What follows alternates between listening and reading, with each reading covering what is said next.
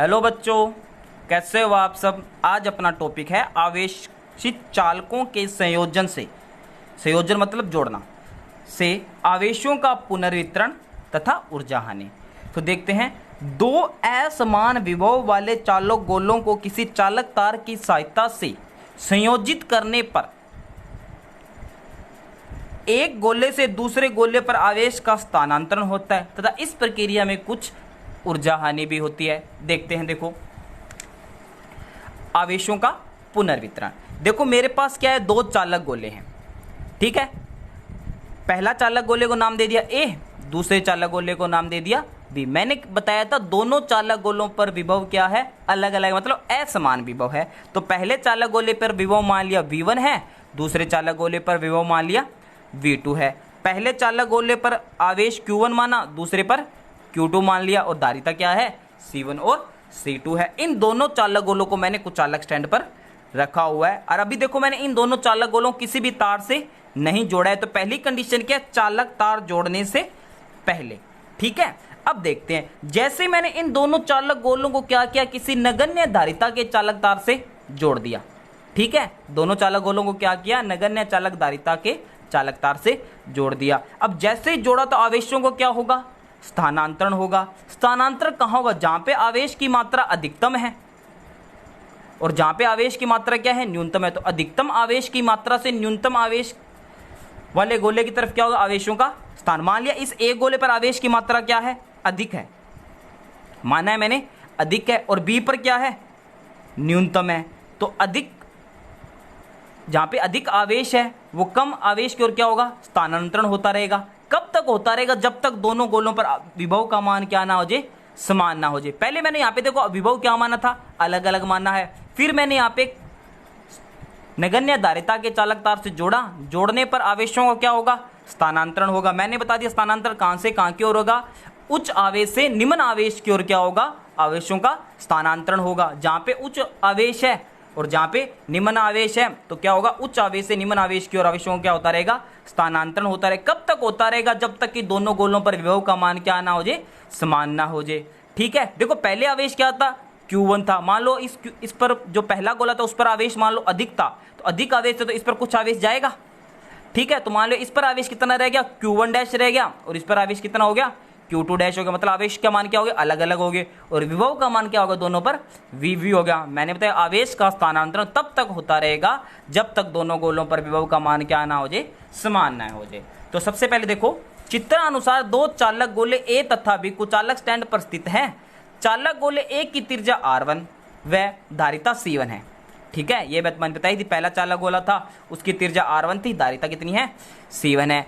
जिसे Q1 आवेश देने पर विभव V1 हो जाता है। पहला चालक गोला था उसको मैंने आवेश कितना दिया, Q1, तो उसका विभव कितना हो गया, V1। इसी प्रकार कोई दूसरा चालक गोला है जिसकी त्रिज्या कितनी है, R2 है, धारिता C2 है, इसको Q2 आवेश देने पर विभव कितना हो जाता है, V2 हो जाता है, ठीक है। अब बात करते हैं, सबसे पहले कंडीशन की बात करते हैं, चालक तार जोड़ने से पहले।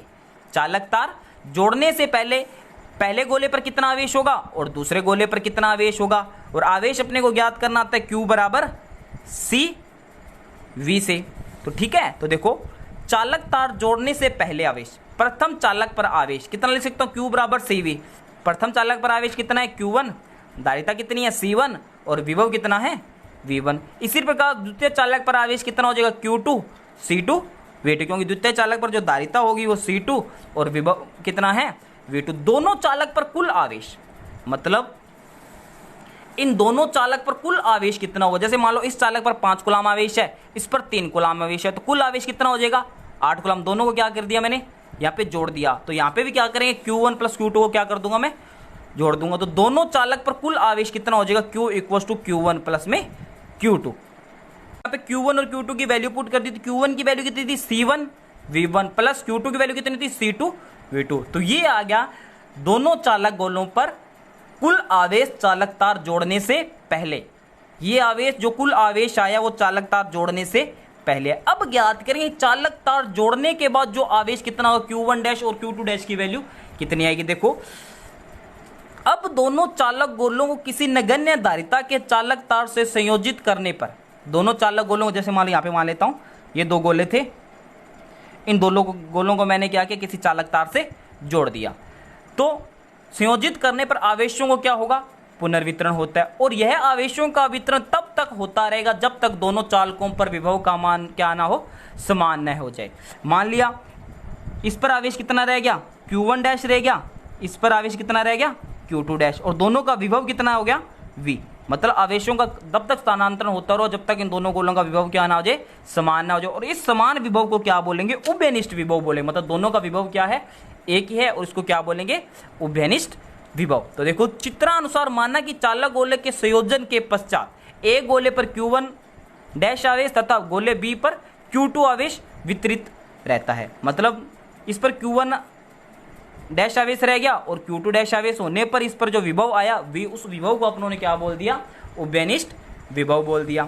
वितरित रहता है और दोनों गोलों पर उभयनिष्ठ विभव क्या हो गया, V हो गया। अब देखेंगे कि वो चालक तार को जोड़ा, जोड़ने पे आवेश कितना रहा, Q1 डैश और Q2 डैश, विभव कितना होगा दोनों पे, V भी। तो उन पर आवेश कितना होगा, देखो चालकों को जोड़ने के पश्चात आवेश, प्रथम चालक पर आवेश कितना था, Q1 डैश, धारिता कितनी थी, C1 वही, और विभव कितना हो गया था, V, चालक तार जोड़ने पर। ठीक है, इसी प्रकार द्वितीय चालक पर आवेश कितना हो गया, Q2 डैश बराबर C2V, क्योंकि दोनों पर विभव का मान क्या था, समान था। अब देखें कुल आवेश कितना होगा चालक तार जोड़ने के पश्चात। तो Q डैश बराबर मैं क्या लिख सकता हूं, Q1 dash plus Q2 dash. तो Q1 डैश बराबर, Q1 डैश की वैल्यू कितनी थी, C1V प्लस C2V, दोनों में V कॉमन है तो V को मैंने बाहर निकाल लिया, तो V इक्वल्स ब्रैकेट में C1 प्लस C2। ठीक है, अब बात करते हैं आवेश संरक्षण के नियम से। देखो दो आवेश थे, दो गोले थे। मान लिया पहले गोले पर 5 कूलाम आवेश था, दूसरे गोले पर 3 कूलाम आवेश था। कोई भी चालक तार नहीं जोड़ता, उन पर आवेश कितना आ गया, मान लो टोटल आवेश कितना आ गया दोनों गोलों पर, 8 कूलाम। इतनी बात समझ आई। दूसरी बात, जैसे ही मैंने क्या किया, इन दोनों चालक गोलों को किसी तार की सहायता से जोड़ दिया, तो मैंने क्या कहा था, आवेशों का स्थानांतरण तब तक होता रहेगा जब तक कि दोनों गोलों पर विभव क्या ना हो जाए, समान ना हो जाए। आवेश तो अपने पास 8 कूलाम ही है ना, मान लो इस पर 5 कूलाम है, इस पर 3 कूलाम है, मतलब 5 कूलाम आवेश से कुछ आवेश कहाँ चला जाएगा, इस पर चला जाएगा। ठीक है, मान लो 1 कूलाम आवेश चला गया तो इधर कितना रह गया, 4 कूलाम, इधर भी कितना रह गया, 4 कूलाम। तो इस पर मान लो विभव आ गया, उभयनिष्ठ विभव आ गया, तो कुल आवेश कितना हुआ, 8 कूलाम ही हुआ।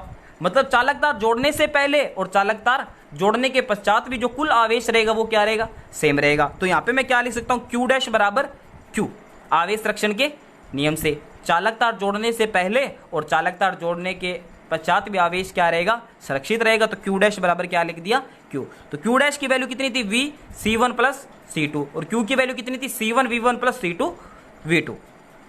तो V की वैल्यू क्या मिल गई मेरे को, C1 V1 plus C2 V2 upon में C1 प्लस C2। इसको मैंने इक्वेशन नंबर दे दी 7। और V के अपने पास उभयनिष्ठ विभव, तो यहाँ पे क्या लिख सकता हूँ, उपरोक्त समीकरण की सहायता से उभयनिष्ठ विभव का मान ज्ञात किया जा सकता है। ठीक है, अब बात करते हैं अपने आवेशों के पुनर्वितरण के पश्चात आवेशों का अनुपात। और अपने को पता है पुनर्वितरण के पश्चात दो आवेश क्या थे अपने पास दोनों गोलों पर, Q1 डैश और Q2 डैश। तो इनका अनुपात क्या हो जाएगा, Q1 डैश अपॉन में Q2 डैश। Q1 डैश की वैल्यू कितनी थी, C1V, Q2 डैश की वैल्यू कितनी थी, C2V। तो V से V क्या हो गया, कैंसिल। तो Q1 डैश अपॉन में Q2 डैश की वैल्यू कितनी आ गई, C1 अपॉन में C2। तो आवेशों के पुनर्वितरण के पश्चात चालकों पर जो आवेश का अनुपात होगा उनकी धारिताओं को क्या होगा, समानुपाती होगा। देख लो C1 अपॉन में C2, इधर क्या है Q1 डैश अपॉन में Q2 डैश। अब बात करते हैं, देखो मान लिया मेरे पास क्या थे, दो चालक गोले थे। ठीक है, इन दोनों पर विभव क्या था, अलग अलग था। पहले पर विभव क्या था, V1 था, दूसरे पर विभव क्या है, V2 है। तो मैंने यहाँ पे माना है यदि V1 का मान V2 से क्या है, ज्यादा है, मतलब A गोले पर जो विभव है B गोले के विभव से क्या है, ज्यादा है, तो विभव का ट्रांसफर कहाँ होगा, उच्च विभव से निम्न विभव की ओर। तो विभव का जो स्थानांतरण होगा वो कहाँ होगा, गोले A से गोले B की तरफ। कब तक होता रहेगा, जब तक दोनों गोलों पर विभव क्या ना हो जाए, समान ना हो जाए। तो ठीक है, तो यहाँ पे कंडीशन क्या बनेगी, V1 का मान क्या होगा, उभयनिष्ठ विभव से ज्यादा होगा और V2 से क्या होगा, कम होगा। जैसे देखो मान लिया पहले गोले पर 5 वोल्ट विभव है, पहले गोले पर कितना है, 5 वोल्ट विभव है, और दूसरे गोले पर विभव मान लिया 3 वोल्ट विभव है। तो देखो पहले को V1 का मान कितना है, 5 वोल्ट है, और V2 का मान कितना है, 3 वोल्ट है। तो V1 का मान ज्यादा है V2 से, तो मतलब 5 वोल्ट से विभव कहाँ ट्रांसफर होगा, 3 वोल्ट की तरफ। कितना होगा, 1 वोल्ट होगा, तो दोनों पे कितना विभव हो जाएगा, 4 वोल्ट, 4 वोल्ट। अब देखो V1 की वैल्यू कितनी है, एक बार यहाँ पे देखिए 5 वोल्ट थी, और V की कितनी रहेगी, 4 वोल्ट, तो 4 वोल्ट से ज़्यादा है 5 वोल्ट, और V2 की कितनी थी 3 वोल्ट, तो 3 वोल्ट से ज़्यादा है 4 वोल्ट। तो उभयनिष्ठ विभव का जो मान होगा वो V1 से तो क्या होगा, कम होगा, और V2 से क्या होगा, ज़्यादा होगा। ये कंडीशन समझ आ गई आपको। अब बात करते हैं कि चालक तार जोड़ने के पश्चात, चालक तार जोड़ने के पश्चात इसके विभव में कितना परिवर्तन आया। देखो पहले कितना था, V1 था, चालक तार जोड़ने से पहले इसमें कितना था, V2 था। जैसे मैंने चालक तार जोड़ा तो दोनों गोलों के विभव में क्या आया, परिवर्तन आया। ठीक है, तो देखते हैं प्रथम चालक गोले के विभव में परिवर्तन। देखो पहले कितना विभव था, यहाँ पे 5 वोल्ट था, और यहाँ पे कितना था, चालक तार जोड़ने पर 4 वोल्ट आ गया, तो कितना परिवर्तन आया, 1 वोल्ट का परिवर्तन है। तो परिवर्तन कैसे निकालेंगे अपने, अगर मैं V1 में से, V1 का मान कितना था 5 वोल्ट था, माइनस अगर V, अब देखो 4 वोल्ट किसकी वैल्यू बता रहा है अपने को, V की, मतलब उभयनिष्ठ की वैल्यू बता रहा है कितनी, 4 वोल्ट। तो अगर मैं V1 में से V घटा दूं तो क्या आ जाएगा, 1 वोल्ट आ जाएगा। V1 की वैल्यू कितनी थी 5 और V की कितनी थी 4, तो परिवर्तन कितना आया, 1 वोल्ट का आया था। तो इसी प्रकार अपने यहाँ क्या लिख सकते हैं, प्रथम चालक गोले के विभव में परिवर्तन अगर डेल्टा V1 है तो V1 माइनस V, मतलब कुल विभव में से अगर उभयनिष्ठ विभव को घटा दूं तो क्या आ जाएगा मेरे पे, प्रथम गोले के विभव में परिवर्तन। तो यहाँ पे देखो डेल्टा V1 बराबर V1 माइनस V1 की वैल्यू, मैंने V की वैल्यू उभयनिष्ठ विभव की समीकरण 7 से मैंने यहाँ पुट कर दी, एलसीएम कितना ले लिया, C1 प्लस में C2। तो यहाँ देखो V1 ब्रैकेट में C1 plus C2 minus C1 V1 plus C2 V2। ठीक है, इसको अंदर मल्टीप्लाई कर दिया तो C1 V1 plus C2 V1 minus, अंदर माइनस का मल्टीप्लाई किया तो सिंबल चेंज हो गया, C1 V1 minus C2 V2। देखो C1 V1 plus minus cancel हो गया, तो अंदर क्या रहेगा अपने पास, C2 V1 minus C2 V2। तो यहाँ से मैंने देखो C2 कॉमन ले लिया तो क्या रहेगा, V1 माइनस V2 अपॉन में C1 प्लस C2। तो ये आ गया प्रथम गोले के विभव में परिवर्तन। अब इसी प्रकार अपने द्वितीय गोले के विभव में परिवर्तन निकालेंगे। वो कैसे निकालेंगे, मान लिया द्वितीय गोले के विभव में परिवर्तन डेल्टा V2 है, तो डेल्टा V2 की वैल्यू कैसे निकालें, कितना परिवर्तन हुआ, तो अपने क्या करेंगे, V माइनस V2 कर दिया। मतलब उभयनिष्ठ विभव में से अगर मैं V2 घटाऊं तो क्या आ जाएगा मेरे पास, द्वितीय गोले के विभव में परिवर्तन। यहाँ पे मैंने V2 माइनस V क्यों नहीं किया, क्योंकि अपने को पता है उभयनिष्ठ विभव से V2 क्या है, कम है। देखो तो V माइनस V2 कर दिया तो अपने पास क्या आ जाएगा, द्वितीय गोले के विभव में परिवर्तन। द्वितीय चालक के विभव में परिवर्तन कितना आ गया, डेल्टा V2 बराबर V माइनस V2। तो डेल्टा V2 बराबर C1 V1 plus C2 V2 C1 plus C2, क्योंकि V के उभयनिष्ठ विभव की वैल्यू अपने पास मैंने यहाँ पुट कर दी माइनस V2। यहाँ पे मैंने क्या किया, C1 प्लस C2 क्या ले लिया, लघुत्तम ले लिया, तो यहाँ पे C1 V1 plus C2 V2 minus में V2 C1 प्लस में C2। बाहर सिंबल क्या है माइनस का, तो अंदर क्या हो जाएगा, चेंज हो जाएगा। तो C1 V1 plus C2 V2 minus C1 V2 minus C2 V2। तो C2 V2 माइनस का और ये प्लस का आपस में क्या हो जाएंगे, कैंसिल। आप देखो यहाँ पे कॉमन क्या आ रहा है, तो यहाँ पे क्या रहेगा, C1 V1 minus C1 V2। C1 common ले लिया तो V1 माइनस V2 अपॉन में C1 प्लस में C2। ये आ गया द्वितीय गोले के विभव में परिवर्तन। अगर मैं delta V1 upon delta V2 के अंदर अनुपात निकालूं, मतलब इनके विभव में परिवर्तन निकालूं, तो क्या आएगा, देखो V1 की वैल्यू क्या थी, डेल्टा V1 की C2 V1 minus V2 upon में C1 प्लस C2, और डेल्टा V2 की वैल्यू क्या है, देखो C1 V1 माइनस V2 वैसे का वैसा अपॉन में क्या आएगा, C1 प्लस C2, वो कहाँ चला गया, ऊपर चला गया। तो C1 प्लस C2 कैंसिल हो गया, V1 माइनस V2 कैंसिल हो गया। तो अपने को क्या मिला, delta V1 upon V2 equal to C2 upon में C1। ये अपने को फॉर्मूला याद रखना, और डायरेक्ट ही पूछ सकता है कि आवेशों के पुनर्वितरण के में जो विभव में परिवर्तनों का अनुपात होता है वो C2 अपॉन में C1 होता है, ये प्रूफ कीजिए।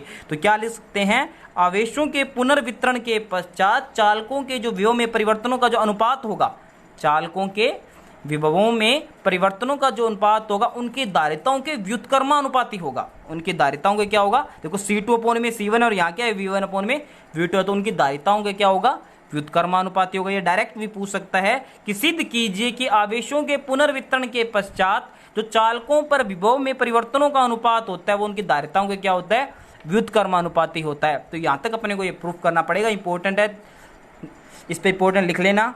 आज कल अपने बात करेंगे उसकी ऊर्जा हानि पर, मतलब आवेशों का स्थानांतरण होगा तो अपने को पता है ऊर्जा की तो हानि होगी, और कितनी होगी वो अपने कल डिस्कस करेंगे। Thank you.